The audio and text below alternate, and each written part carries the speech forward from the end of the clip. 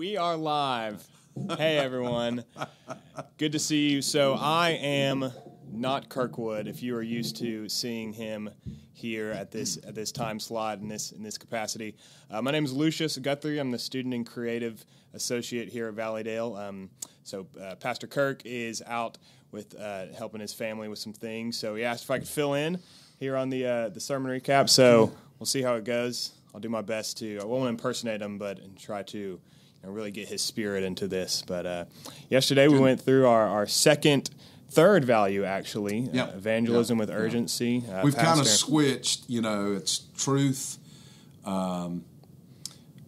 truth with transformation, generosity with joy, and the third one is really relationship with authenticity, and then evangelism with urgency. So we switched those two because this coming Sunday, Tailgate Sunday, relationships. So there you go. Yeah, that's why we switched. We'll be talking about relationships next week. But yesterday we went through evangelism with urgency. Pastor took us to Luke 5, a story that a lot of us know really well, the story of the four men carrying the guy to Jesus through the house because the crowds were so big. Tell us a little bit about that story and where we went yesterday. It's a story everybody knows. Everybody's familiar with it. The guys that tear the roof up and let the guy down in front of Jesus. The whole crux of the story is this urgency to get this guy to Jesus. That's what you feel, that's what you sense when you read the story. And it was to get him in front of Jesus. In fact, that's stated twice. Verse 18, verse 19, to get him in front of him, verse 18, and then verse 19, to get him, they laid him down in front of Jesus. So that was really one of my major points, was they had this conviction, we have to get him to Jesus. Yeah, that's so important. I think a lot of implications for us today. And so the way that you kind of related it to how we evangelize today is that a lot of times we face complications, we get into places that are hard to evangelize. What are some examples of that you would say maybe here in Birmingham or even just in the United States that Christians today face challenges? What does that look like? Well, I think challenges begin in our own mind. I think the biggest challenge is in our own mind of what we think the situation is going to be. Well, it's going to be like this. It's going to be confrontational. They're going to ask me something I don't have a clue about. Well, what if any of that doesn't come up in everyday conversation anyway?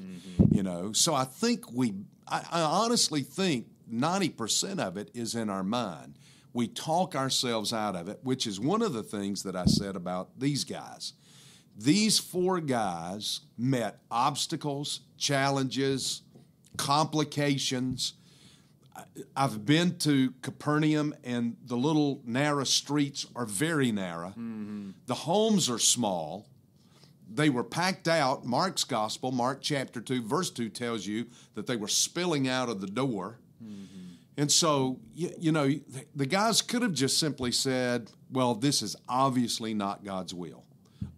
This is not God's timing. You know how we talk ourselves out of all of these things. So, again, I go back to say, I think 90% of it's in our head. Whenever I talk to people about Christ, it's always what I think is going to be the issue is a bigger issue than anything they bring up. Now, I hope you heard that. And I hope that gives a little bit of relief to you to understand that it becomes a bigger problem in your mind than will ever come up in the conversation. Yeah, that's good. Some things we were talking about, because we're going through this curriculum in life groups as well. Right. And so a lot of things, challenges or things why we hold back from evangelizing that we talked about in our life group was, one, if we get to a point of decision and they reject it, we feel personally rejected in that moment. But we have to trust that they're responding to Christ in that moment. They're responding to God. They're responding to the Holy Spirit. And so we put a lot of that on ourselves. We feel like we've messed up.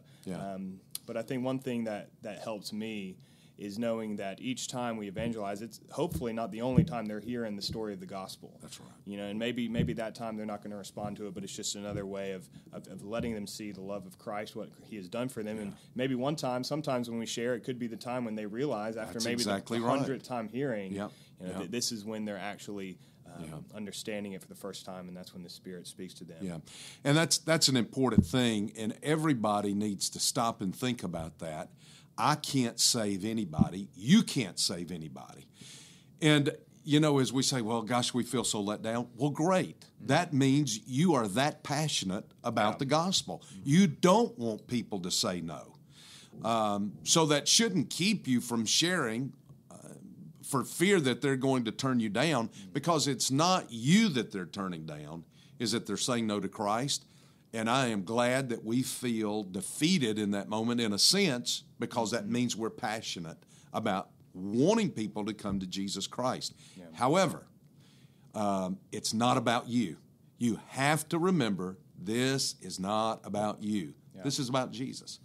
And you can't do the drawing. That's the work of the Holy Spirit. Mm-hmm. And you can't do the saving. That's the work of Jesus Christ. That's good. So something I always struggle with personally, we didn't even talk about this beforehand, but I almost have more trouble sharing or trying to witness to people who I know that I have a better relationship with. Maybe family, maybe friends that I've known for a long time. So what are some, just because I'm like, well, if I share with them, they reject him, I'm going to see him in 2 weeks, and it's just going to be awkward, right? And so what are some ways you would speak into that, relationships that may be stronger that maybe you've been neglecting? And you know what, Lucius, that's really true. The thing that I do is when I talk to somebody that's close to me, that I've built a relationship with, and I share with them, I talk to them like family members, you just push on through the next time you see them. Mm-hmm. Hey, I'm interested in you. I really have a concern for you. I love you. Yeah. And that's the thing. Mm-hmm. That's why I shared with you what I shared with you. Yeah. That's why I come to you about Jesus Christ, is because I really do care for you. Yeah. And I continue that even when they say, no, I'm not interested in that, and let's don't talk about that anytime, again or soon or whatever.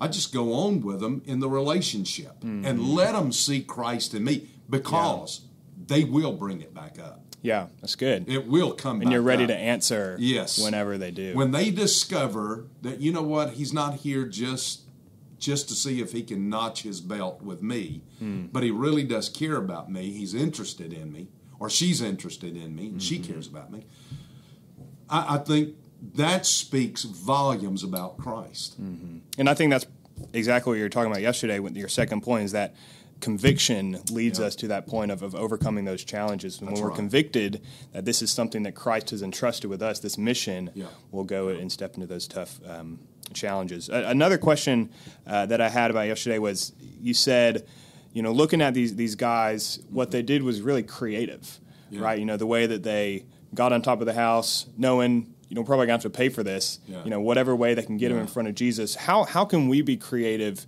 today? Some of the things maybe you've seen in the past, or some things that we can do to really get creative in making sure the gospel is spread. One of the things you can do when you know that you're going, for example, say, hey, I'm going to get on an airplane. I pray ahead of time, Lord, put me by somebody, already begin the work in their heart, and show me an opening where I can present the gospel to them. Yeah. So I pray about that to begin with. Whenever I go to a home to visit somebody in a home, I pray that as I'm going there.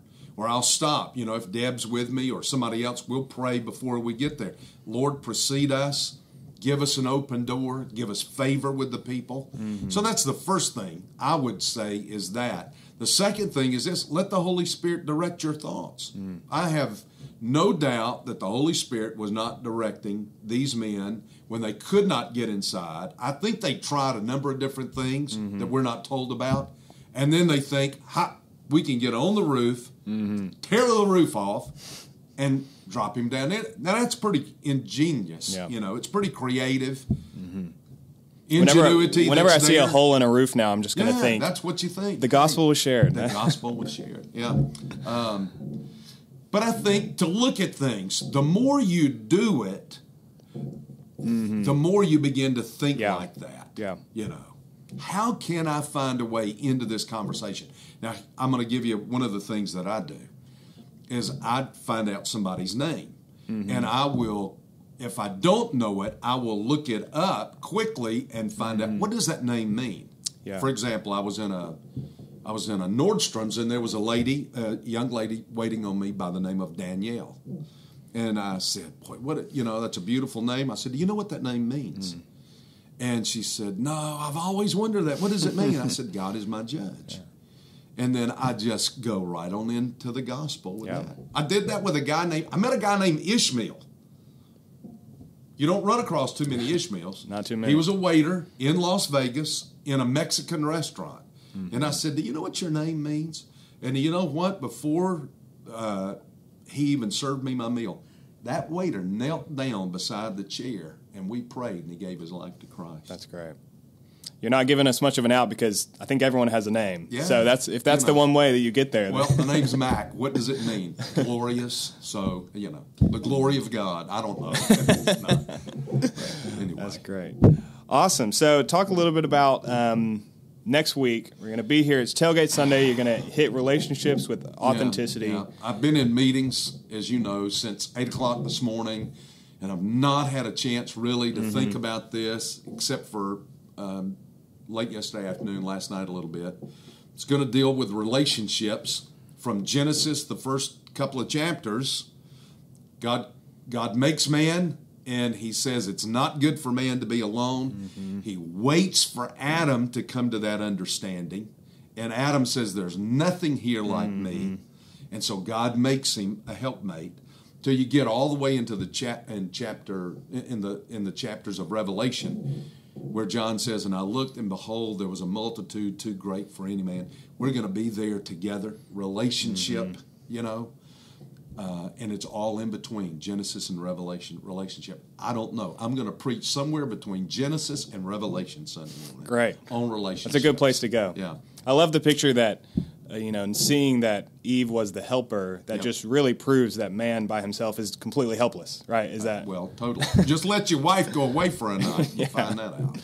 Absolutely. So next Sunday is Tailgate Sundays, and we're talking about relationships. It's going to be a great time for the church. It's a big event. Pastor has a tent for if you're not a part of a life group that you can be a part of, but it's one service at 10 o'clock right here at Valleydale, and we'll have a great service, a lot of special surprises maybe for everybody. We've got some surprises you don't want to miss this coming Sunday.